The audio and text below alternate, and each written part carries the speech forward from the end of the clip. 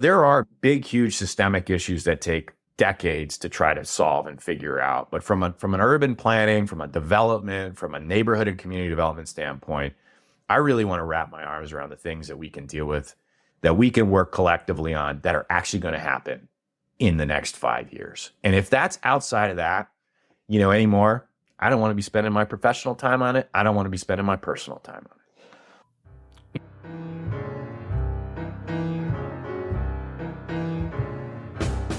Welcome to the East Anchorage Book Club. I'm your host, Andrew Gray. The purpose of this podcast is to tell the stories of Alaskans of interest and importance.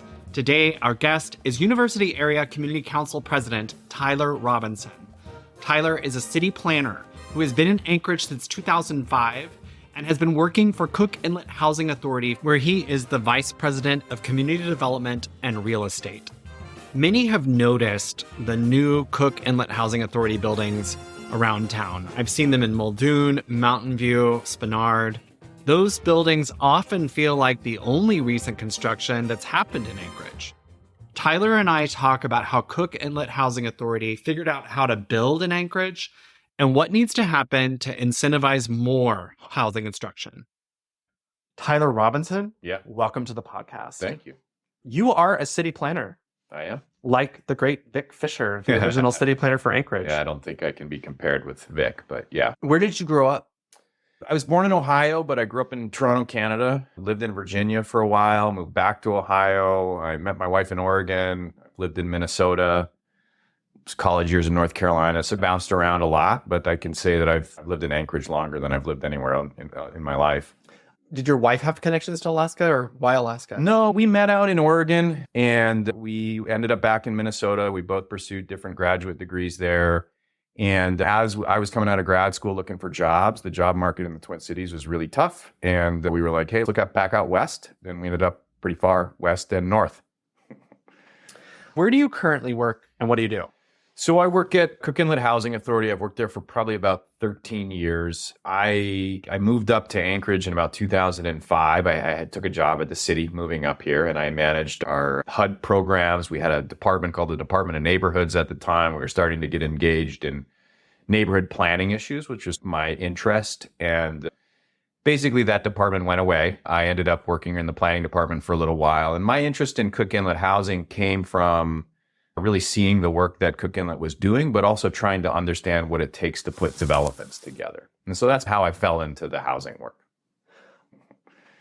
I'm going to ask some probably dumb questions, but Cook Inlet Housing Authority, it's supported by the corporation, like a tribal corporation, or how does that work? Yeah, I still probably get this a little bit wrong because it's complicated. Technically, we are in instrumentality of the state of Alaska, but don't receive any direct funding. There are 12 regional housing authorities in Alaska. We are one of those. We are also a tribally designated housing entity by CIHA. So there is, and what that means is we represent CIHA's region in South Central Alaska. In HUD speak, as a TDHE, a tribally designated housing entity, we receive funding, what's generally called the Indian Housing Block Grant and the HOSDA funding that goes to serve Alaska Native American Indian households that are at a moderate to low income demographic. And then we use that money to serve everybody. So in the housing that we have that money in there, but we generally have other money in there that requires us to follow fair housing rules. And we like to say that we serve everybody. How big is Cook Inlet Housing Authority's geographic range? Our farthest southern reach is down in Seldovia. So we have an older development down in Seldovia, something in Kenai and in Nilchik. But generally speaking, we are in the Anchorage area. That's where we're most active. We've done some development and own some property in the Mat-Su. We've done things in conjunction with tribes around the Cook Inlet region, so over to Tyonek and other places. The vast majority of our roughly 1,700 housing units is in the Anchorage area. And when you said it's really housing for everybody, is there some requirement that a certain number of units are inhabited by Alaska Native people? Yeah, so the genesis was early on in Cook Inlet housing history, we only served Alaska Native individuals, and variety of things changed, including our CEO, who's just recently left, but Carol Gore came in and said, wait a minute, aren't there other sources of money that we can mix in here? And really who we serve is a function of every development is its own unique setup. It has a certain specific amount in its capital stack that says, hey, there's this much money here and there's this much of this. And what are the things that those grants actually require us to track and comply with long term? And so as a function of that, yes, there's generally speaking, there's a certain number of Alaska Native households that would be required to live in our housing at any given time. The sort of, I guess, the easy thing for us on a compliance, but the bad news of the situation is because Alaska Native households are represented in a higher percentage as lower income households, there's no problem in filling that set aside, if you will.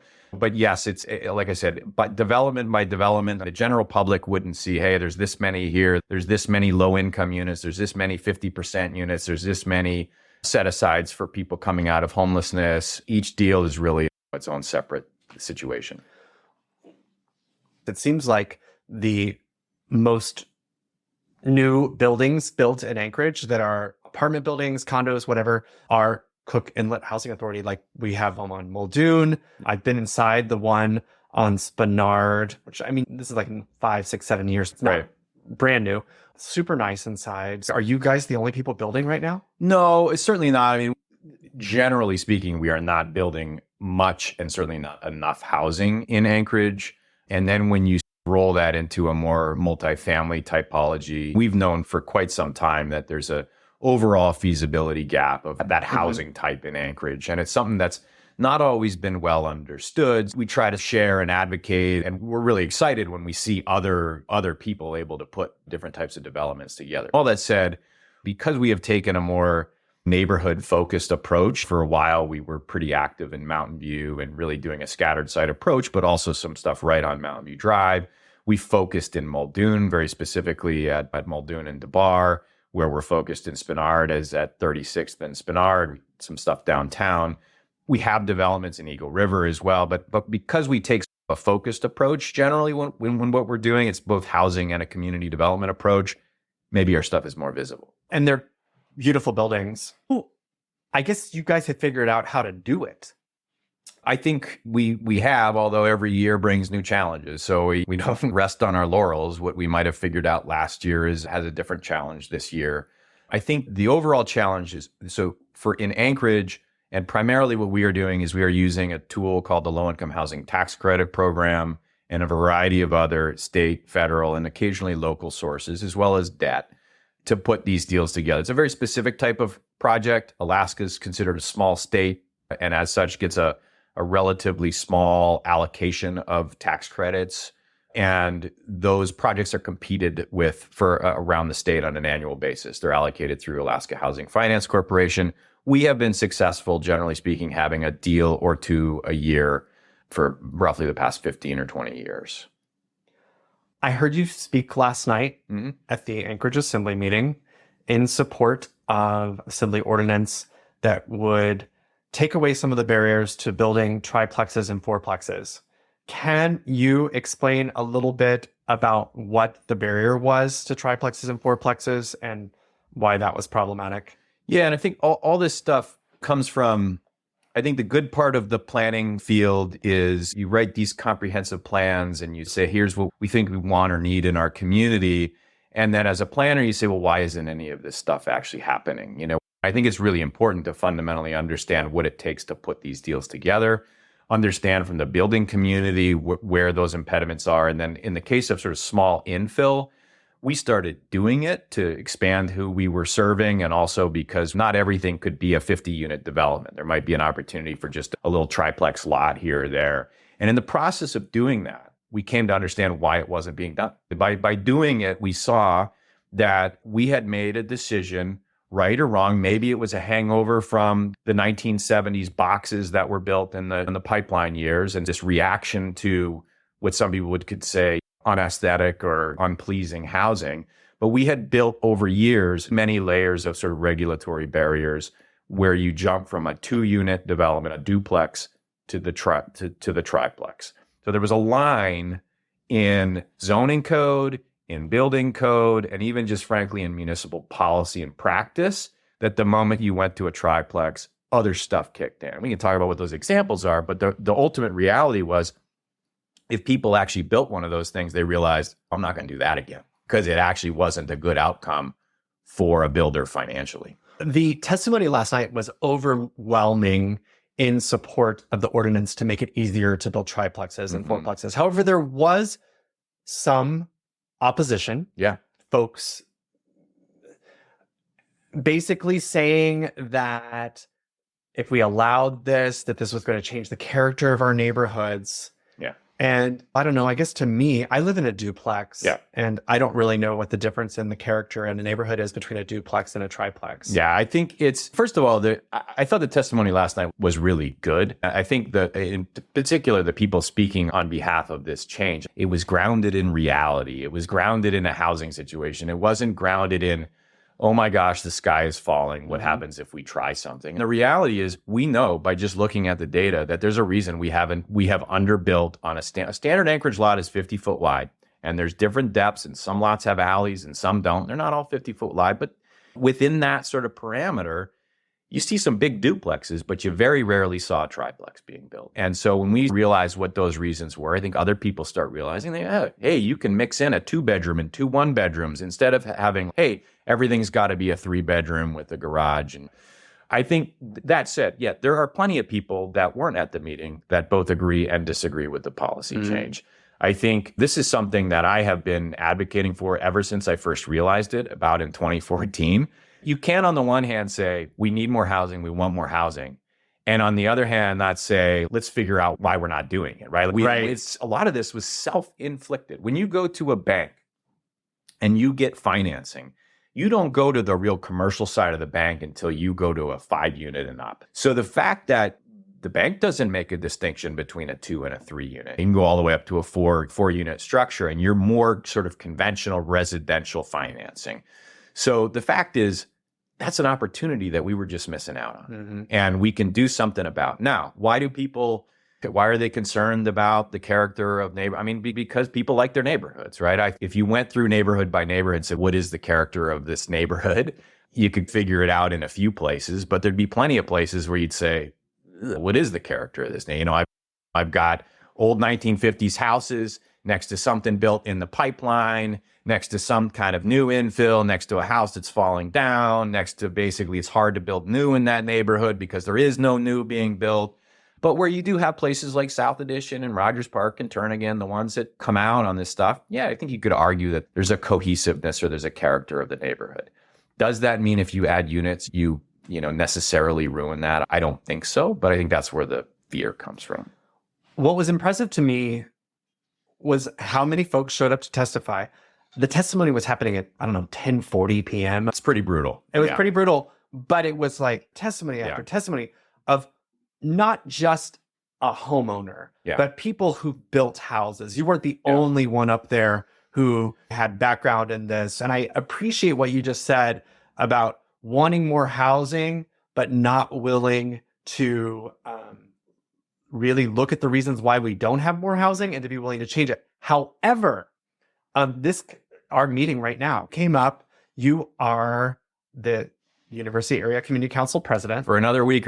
Are you stepping down? I'm doing my 2 years and I'm handing the baton off for sure, but I'll be involved in the community council. Okay. You were not at the community council meeting 2 weeks ago. Yeah. And I'm not sure that was... I've hinted to plenty of people that, I think I got involved. I know we're getting off track, but I got involved when there was a big push for the Tudor Elmore facility and trying to understand what the best way to respond, what is a reasonable response to that facility, what's the appropriate size of a facility like that in a neighborhood setting. And so that really got me more engaged with I go to community councils often for my work, so I haven't always had time to go in my home. So it's good. It's good experience. I'll still be involved. Lots to do. Right. Thank you for your service.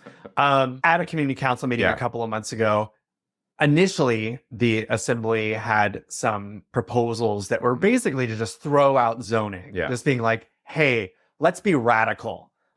All zoning is stupid. We're going to get rid of all zoning and we'll just build whatever we want, everywhere we want. And I am oversimplifying in that meeting, Yeah. there was some pushback from you Yeah. saying that's not actually the approach. Yeah. So first of all, and I'm a pretty big advocate of getting rid of barriers and rules that I don't think we do a good job of evaluating what the impact of this stuff is. So you hear when people testify, oh, we need stuff that makes us function in a winter city, and you need open space, and you need, but the sum total of all those regulations make it very challenging to do development here. And then you add to that the fact that it's just frankly hard feasibility wise to do it. So I'm a big advocate of rolling stuff back where it's appropriate.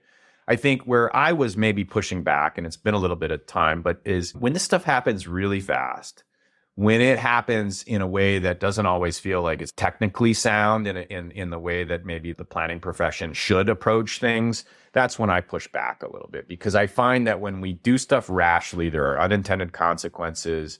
We might get pushback where I think instead we should be trying to build up support for these things overall. I was also nitpicking at some very technical things. I think the sponsors were really viewing our comprehensive plan and our land use plan map very similarly to a zoning map, and they're different. They were trying to make them the same thing, and the zoning map really just has a range of densities, and that's to give you an idea like, hey, in this part of town, we really want this part of town to be higher density, right? Maybe served by transit, maybe an employment center. This part of town is a lower density area. It helps the city direct its resources, its infrastructure, right? And suddenly if you take all of that away, I have a hard time understanding like how we actually make municipal decisions. It becomes this helter-skelter approach. So to be clear, I'm going to argue both ways. I both want to get rid of regulations that we don't need, but maybe it's because it's the planner in me. I need something to have a way to try to understand the city and how it's trying to grow. Mm-hmm. So they passed the ordinance last night. Yeah. Or I guess there were two, and they passed one out of the two. Yeah. Yeah. But just thinking more broadly, say you had a magic wand, what are other changes that you think would increase the ability to build more housing? Yeah, I think where I get really frustrated is that all this stuff, all this zoning code, and people will say, if you were to get rid of this, suddenly the town's going to look like crap or whatever. Oddly, I like things to look nice, but I think we overprescribe all kinds of things. We overprescribe aesthetics in a multifamily building. We have articulation requirements and aesthetic requirements and pedestrian requirements and open space requirements for multifamily housing. We don't for any other use type. We don't for a hotel. We don't for an office building. These are buildings that you could put in the exact. I could build an office building right out this, or a residential building right out this window, right next to these office buildings, and it would have a whole nother slew of things to deal with that another use type doesn't. If you didn't know any better, you would think that we are intentionally trying to make it hard to build housing in Anchorage. And I really think it's got to be this sort of overreaction to the stuff that we built really fast during the pipeline years. And I think people look back and they say, boy, I don't want our town to look. It would nearly, when I say reduce the landscaping requirements, I'm not saying get rid of all landscaping.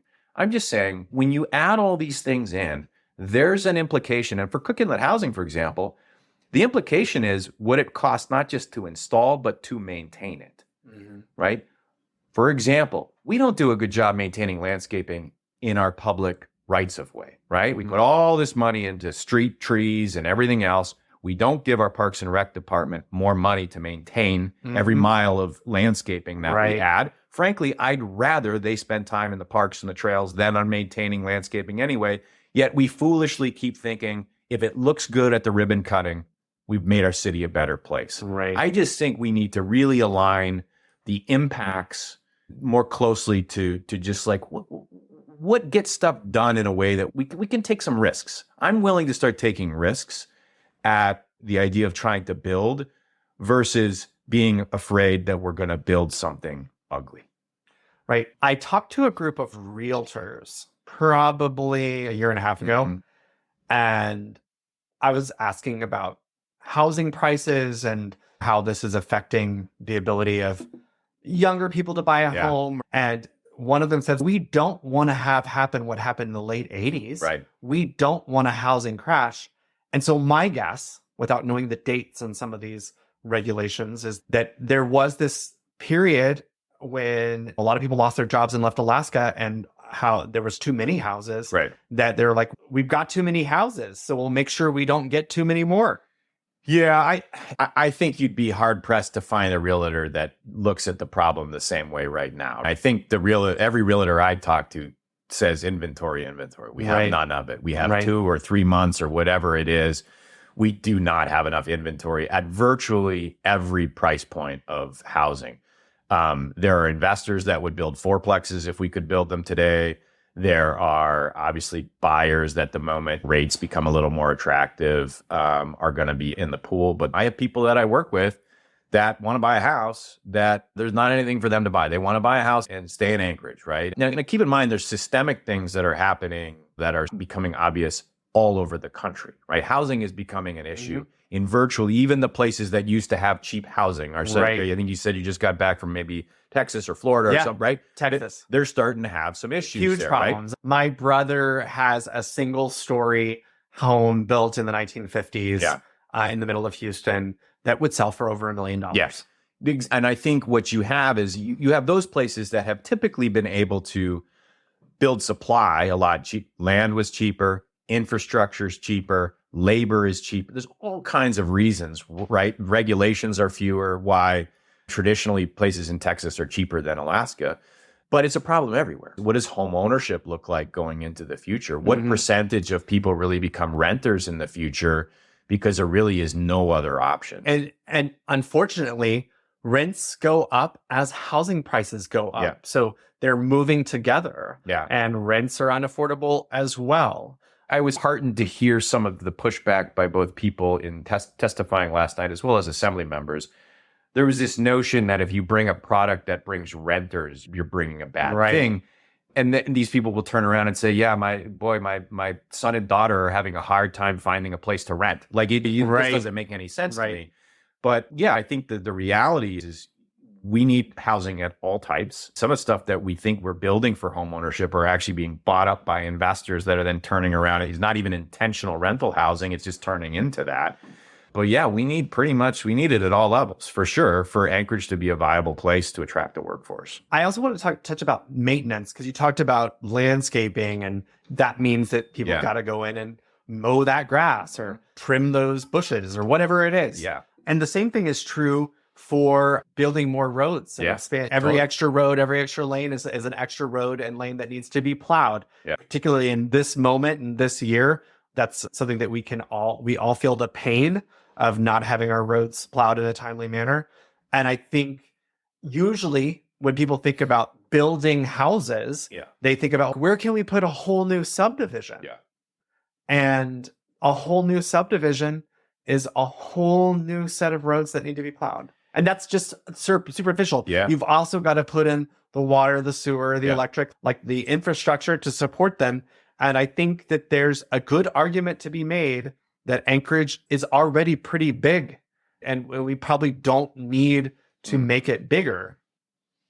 Yeah, I think about places out in Eagle River and Chugiak, and on Kootenai Inc. is looking for ways to expand new subdivisions out there. And in fact, the infrastructure and the water lines have been one of the main impediments to them moving forward. I think there are opportunities for us to look for different types of housing within the municipality of Anchorage to grow our tax base, to still have some single family product out there, right? I think there's some opportunities there. But I think a lot about infrastructure and roads in the context of maintenance as well. I think we convince ourselves of what the standard is, like every urban street ought to look like this.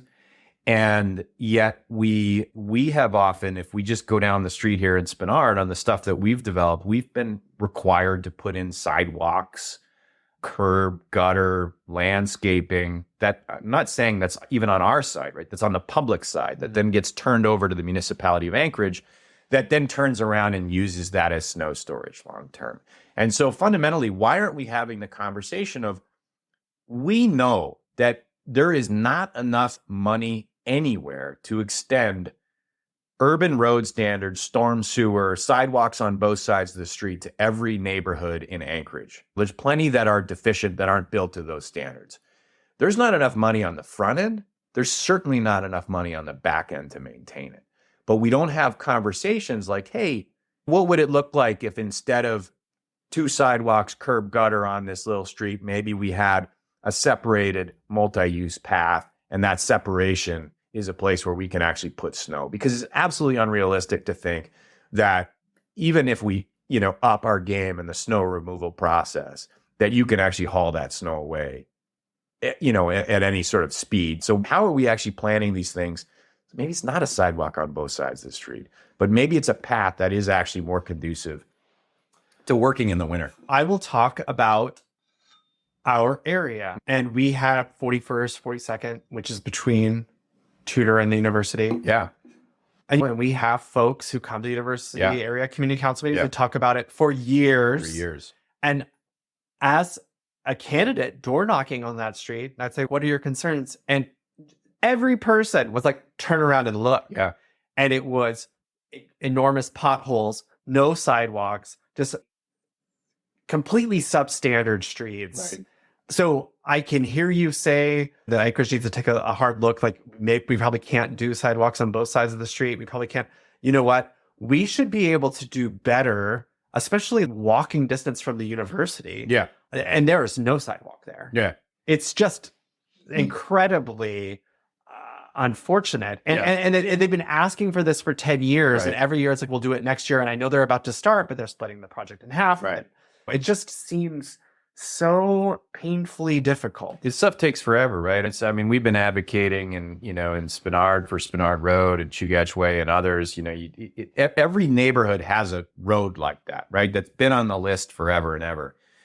And I think fundamentally, though, shouldn't we be saying, like, is it really about taking every single one of these roads and bringing it up to platinum standard? Or is there some other thing that we can do that makes it better, that allows us to spread the improvements more broadly? And I think that's where there's a fiscal reality to all this stuff. We don't have the money to fix all our streets. And that price tag for that crazy, project right? is insane. The amount that we spend on process. I don't know that you needed this much process to figure out what needs to happen on 41st Avenue in the middle of UMet. There's only so much you're going to be able to do there. You can identify the problems pretty early on. You're going to have to come up with compromises. Could we stop talking about how we're going to landscape it and what we're going to add as wayfinding or like signs that say welcome to this part? Let's just let's just have a good sidewalk. Let's just have a street that drains properly, that accommodates not just cars driving by, but in our urban areas, those streets need to accommodate cars on the street parking, right? In order to support housing, you got to be able to spread that parking around from a neighborhood standpoint. But it's painful. Man, it's painful. Is there anything you want to talk about? I hear a lot of people that get really invested when we do these sort of comprehensive plan things and we do these visions and when I first moved to town, it was just a few years after Anchorage 2020 had been passed. And since then, we've updated our land use plan map, but we've done downtown plans and other plans, and people get really invested in it. And I think they get invested because they care about their city and they want it to be better than it is, or at least not get worse. I think we in the planning profession and we as community members need to, be a lot more realistic in those efforts than we have been. Mm-hmm. So you can still have a vision and a hope. I'm not all doom and gloom, glass half empty, but I also don't know that there's much value in ascribing a vision that would be really hard to achieve. Mm-hmm. I used to manage the long range planning division here. And you think about that, you're looking at 20-year time horizons. I've really changed my thinking. I have kids. I think about it in 5-year chunks. To me, if I'm looking out much more than 5 years, I'm just guessing at what's going to happen. But what are we doing as a community to say, what really can we get done in the next 2, 3, 4, 5 years, which aligns politically with people like you that are on election cycles, right? We've got a time period to deal with. There are big, huge systemic issues that take decades to try to solve and figure out. But from an urban planning, from a development, from a neighborhood and community development standpoint, I really want to wrap my arms around the things that we can deal with, that we can work collectively on, that are actually going to happen in the next 5 years. And if that's outside of that, anymore, I don't want to be spending my professional time on it. I don't want to be spending my personal time on it. I went to the municipalities housing summit. Yep. I went to their final day Yep. where they had their keynote speaker, which is Charles Marone, who's written a couple of books on city planning, Strong towns. Right? And the takeaway I had was he said that people always want to have an enormous dream project. Yeah. And cities will spend years working on that dream project. And a lot of times it won't happen. And those years were lost in planning and money and resources that were poured into studies and things that they were going to do. And he said, instead of thinking about that grand project, what's one small thing that you can do to make your city better? And that's when I thought, you know what? I'm going to find a lifeguard for Betty Davis East Anchorage High School. That's one small thing. It really bothers me that Betty Davis East Anchorage High School swim team has to go to Bartlett. You have a kid on swim team. I do. I had one. One was on the swim team the whole time. One jumped over after cross country. So I had two at one point, two swimming for East High this year. And is it problematic to have them practice at Bartlett? Yeah, I mean, I think you realize the privilege that it is if you have kids that can actually be driven to a practice at 2:00 in the afternoon. That is a hard thing to figure out. There was a moment too when we didn't have busing going on, and who can do that? Bartlett is not convenient to my world at all. Most people are not going farther east in their day. Normally you're coming into town, right? So anything that's back out there is just, it's a bummer. What does it say when these pools that are intentionally community pools that happen to be based at our schools for the benefit of students and schools, but are really intended to be community pools? Yeah, what message does it say that our community pool in East Anchorage is not on a priority list to have to open up? The thing that really gets me is we spent this money to get this pool fixed. Right. After the earthquake and after it was repaired, and we invested money to make sure that this pool was working, and now no one's in it because we don't have a lifeguard. That is the stupidest thing I've ever heard. Yeah, in some ways, it's a great sort of microcosm example of when things just don't work generally. Because I know people at the city, I was calling the parks director, and my wife works at East, so she was talking to the principal.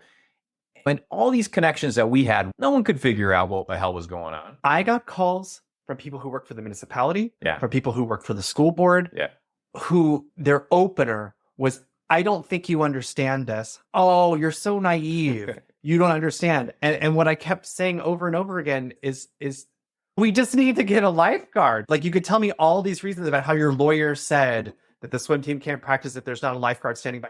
All these things that don't really make sense to me. Okay, I accept it. What are we doing to hire lifeguards so that the East Anchorage High School pool can be open? But first of all, thank you for trying to solve what should absolutely be a solvable problem. Like in your job and my job, I love solvable problems because there's so much of what I do that is not solvable. And it should be a solvable problem. But instead, you have layers of government. You have people that think they're just going to tell you what it is. And I'm not going to ever think about changing a system, right? Or changing a policy or getting a different legal opinion. Like, why not? Why not? And that goes back to the triplex and fourplex. Why are we doing this? We can actually fix this. This is up to us to fix. Let's fix it. And so, we need to fill it with a lifeguard, and then we need to fix all that weird systemic stuff that just is frustrating. I have learned a lot about what's required to be a lifeguard. There's no age limit. If you can retrieve the brick from the bottom of the pool and tread water for 2 minutes without using your arms, you can be a lifeguard, whatever your age is. I love it. It's all about where is the problem. My office is offering scholarships for the lifeguard training. We have enough money set aside for 5 people to go through the lifeguard training. Yeah. We are here to get lifeguards because it's not just the swim team. Yeah. It's about swim lessons happening in a part of town where maybe folks can't drive to the other to another pool, where people who would learn to swim aren't learning to swim, where people who would use this pool for fitness are just not exercising. I'm all for it. I love that you're throwing some life preservers out there, literally in the pool, but also on the other work that you do. Tyler Robinson, thanks so much for being here today. Do you have a book that you would recommend to our listeners? I've got a Barbara Kingsolver book on my bedside table right now. Hey, that's perfect. I'll just say, what's your Barbara Kingsolver book? Oh, you're putting me on the spot. Now I don't even know the I'll Google it. Yeah, Google it and tell me, because that tells you how far I'm in. Chapter 1. Is it new Barbara Kingsolver? New Kingsolver. But I don't read the planning stuff, right? I let that stuff, when I'm home and I'm reading, it's give me some sci-fi or give me something to not think about the stuff I deal with day to day. Okay. Her newest book is Demon Copperhead. Demon Copperhead. There you go. Yeah, no, I've heard good things about that book. Yeah, she's great. How Charles Dickens inspired Barbara Kingsolver for her next book. There you go. So she takes the urban Dickens and moves him to rural Appalachia. We recommend the book. And thanks so much for being on the show today. Thanks for having me. Thank you, listeners. If you like what you heard, please subscribe, rate, and review us.